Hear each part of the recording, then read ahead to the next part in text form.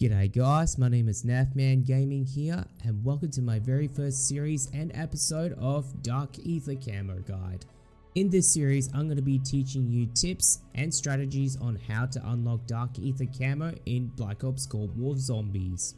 Before I jump into this series, if you enjoyed this video, please leave a like rating on it, that would be greatly appreciated. And of course, if you're new to this channel and you haven't subscribed already, do be sure to subscribe and turn on your bell notifications so YouTube will let you know when my videos go live. I only upload my videos once a month, which I'll explain in the end of the video. So without further ado, let's jump straight into the series. And today's first episode will be covering the SMG category. And the first tip for leveling up your SMGs, I highly encourage you to go and play Nuketown 24/7 Core or Hardcore and level it up from there.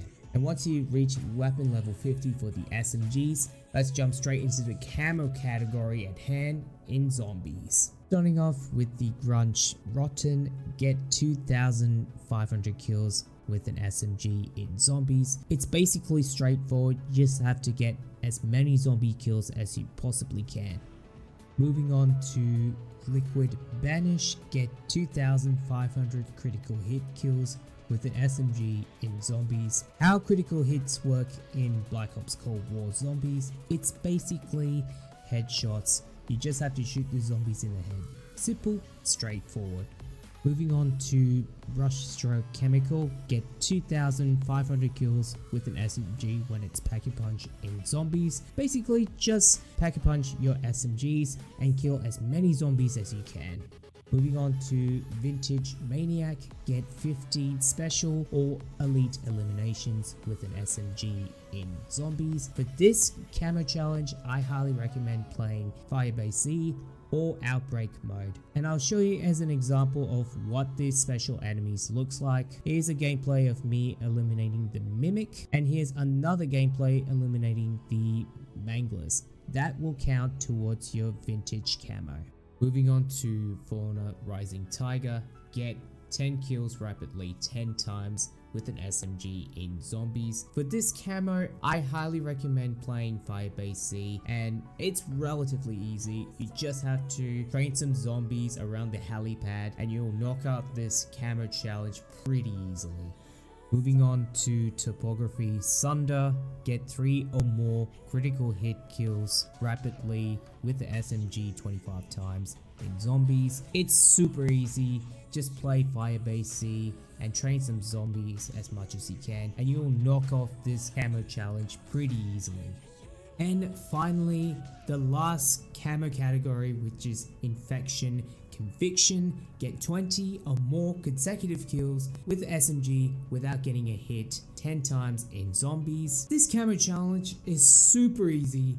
I highly recommend playing Firebase Z and training at the helipad and Pack-a-Punch your SMG all the way up to tier 3, and the number one that I highly recommend using the ammo mod, Dead Wire tier 5, and train a group of zombies at the helipad. Once the group of zombies have been grouped together, put a couple of bullets and it'll make a electric arc and it will decimate and annihilate the zombies pretty easily, and it will count towards your camo challenges. And that is it for the camo category. Let's jump straight into the class setup that I use for completing the Dark Aether Camo challenges.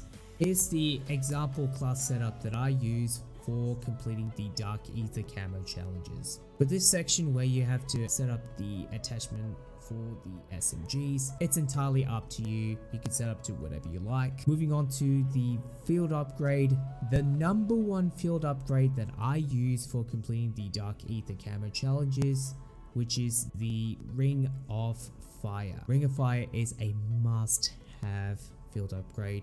It's good for taking down normal zombies, it's good for taking down special enemies and also elite enemies. And that is it for the example class setup that I use for completing the Dark Aether Camo challenges for the SMGs. Let's jump straight into strategies that I use for completing the Dark Aether Camo challenges.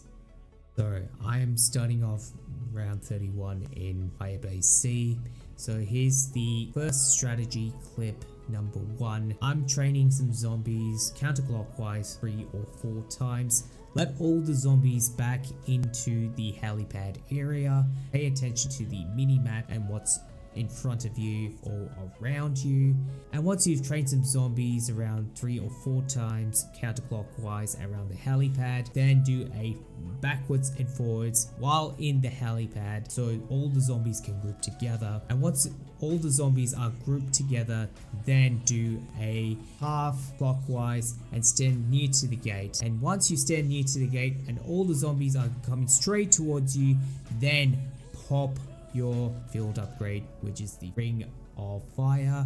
That will kill the entire horde of zombies. And that's the first strategy clip number 1. Here's another strategy clip number 2. I am using the dead wire ammo mod, must have clutch ammo mod. It's really powerful all the way up to tier 5. Again, same strategy from the previous clip. Instead of using the field upgrade, put as couple of bullets as you can, and then zombies will electrify and die instantaneously. And that is it for the strategy that I use for completing the Dark Aether Camo challenges for the SMGs. Once you've unlocked all the camo challenges for the SMG category, you'll unlock Golden Viper camo for the SMGs. And once you unlock Golden Viper for every single SMGs, you'll unlock Plague Diamond, which is purple diamondish camo.